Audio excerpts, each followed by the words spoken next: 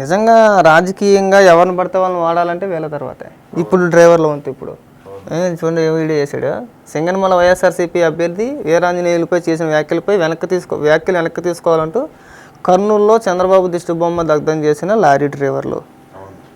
నాకు తెలిసి ఇందులో ఒక్కడు కూడా డ్రైవర్లు ఎవరు లేరు. డ్రైవర్కి ఎవరు కనపడట్లా. లీడర్స్ కావచ్చు, కార్యకర్తలు కావచ్చు. ఒకవేళ నిజంగా వాళ్ళకి డ్రైవర్లకి నిజంగా అంత కోపాలు గట్టగా ఉండుంటే కనుక, నిజంగా పౌరుషం గట్ట సిగ్గుసారి ఉండుంటే కనుక, నేను స్వయంగా చూశాను కాబట్టి చెప్తున్నా, జగన్మోహన్ రెడ్డి అధికారంలోకి రాగానే ఇసుకలో ఏదో అవినీతి జరిగిపోయింది అని చెప్పేసి ఇసుక ఆపేసాడు. గుర్తుందా మీకు? కొన్ని వందల మంది లారీ డ్రైవర్లు కావచ్చు, ఓనర్లు కావచ్చు ఆత్మహత్యలు చేసుకున్నారు తెలుసా మీకు?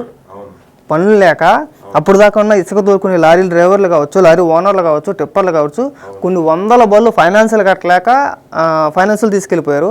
ఆ భారాన్ని భరించలేక, ఆ అవమానాన్ని భరించలేక కొన్ని వందల మంది డ్రైవర్లు ఆత్మహత్యలు చేసుకున్నారండి. కొన్ని వందల మంది.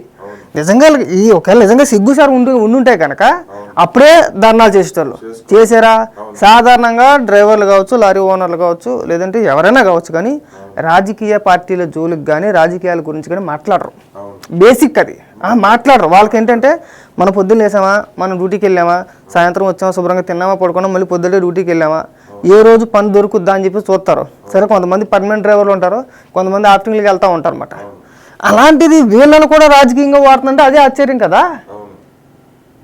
ఒకవేళ నిజంగా ధర్నాలు చేయాల్సి వస్తే కనుక ఎప్పుడు చేస్తారండి?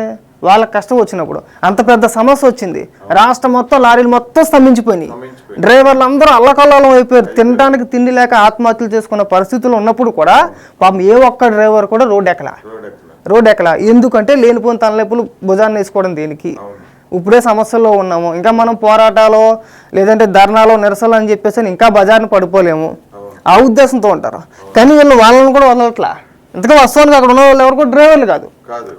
డ్రైవర్ అంత పెద్ద సమస్య ఉన్నప్పుడే రోడ్డు ఎక్కలేదు.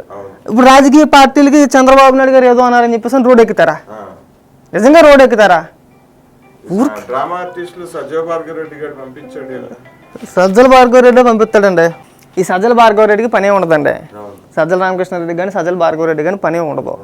కొంతమందిని తీసుకొచ్చేస్తాడు. చంద్రబాబు నాయుడు గారు ఏదైనా వ్యాఖ్యలు చేసినప్పుడు ఆయా లేదంటే కులాలకు సంబంధించో లేదంటే ఆ వృత్తికి సంబంధించో కొంతమంది వ్యక్తులను తీసుకొచ్చేసి వాళ్ళ ముసుగులో రాజకీయం అన్నమాట. ఇంతకు మించిన సిగ్గుమలతో ఒకటి ఉండదేమో ఇంకా.